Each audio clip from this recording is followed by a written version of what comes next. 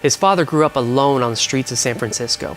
He was a notorious robber, but yet he had one encounter with Jesus that changed not only his life, but the destinies of his children.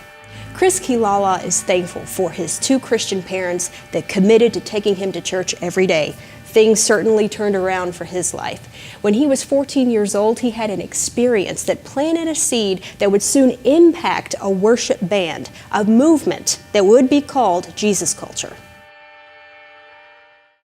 My family, I grew up with, I have three sisters. My dad grew up on the streets of San Francisco, and just rough lifestyle. He was a drug dealer, car thief. It got so bad the cops in San Francisco said, next time, they called him Junior, next time we see you, won't be any lights or siren. He said, just a bullet to the back of your head. The cops told him that. So my dad, you know, he did heroin, did meth, everything, and moved up to Redding, California, met my mom, and he was gonna leave Redding because he just wasn't feeling it, and he heard audibly, he heard God say, what about Lisa, my mom? And so he stayed in Redding, and they got, you know, started going to church, and long story short, yeah, he's my hero now, but he would lead ministry trips to San Francisco, and so I grew up in a Christian home, but my parents had quite the, you know, the journey growing up. So to see how my dad loving me, never having a parents himself, and raising himself on the streets of San Francisco, and my mom going through a lot of stuff, they're just my heroes. So I have great parents, a lot of wisdom. So they are always encouraging me in my dreams. I was always at church, always involved with youth group, and I owe so much to them. Where I'm at today is because they just always supported me, and just a lot of wisdom. But they went through a lot. We were a youth band, a youth group at Bethel Church in Redding, California, and I was playing drums a lot back then.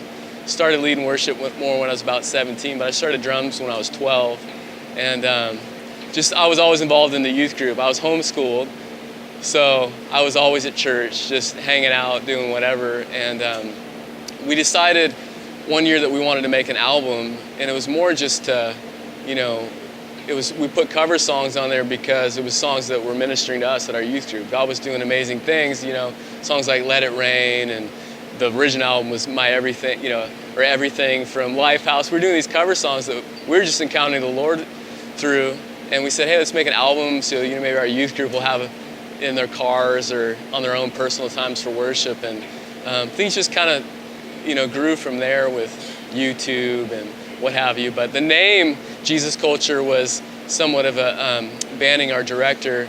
He saw a shirt in the mall that said counterculture, and he said, I love that kind of idea of, you know, being against the flow, but he didn't like the sort of rebellious side of it. So he said, what if it's Jesus Culture? And we called our conferences, summer conferences, Jesus Culture, because we would send kids out on the street to pray for the sick and, you know, feed the homeless and just minister to people out on the streets. And the idea was, you know, come to our conference, encounter Jesus, and bring him back and be an encounter to the people in your schools and your workplaces. And so that was kind of the idea of Jesus Culture. And the ministry, the band, everything kind of sort of took that name on as well. So it's been amazing. You know, it's real raw and organic, and we don't really know what we're doing, but we're figuring it out. And it's been cool. It's almost feels like a reset in a good way, like getting back to the roots of community and pouring into people and raising people up. And even the band, like our drummer, Josh, he doesn't play drums at church, he just does sound, and he loves it, and he's got a crew of volunteers he's working with, and it's just real hands-on and raw, and we're just having a great time. The only challenge is we travel so much and stuff, so just figuring out that sort of balance, but we're having a lot of fun.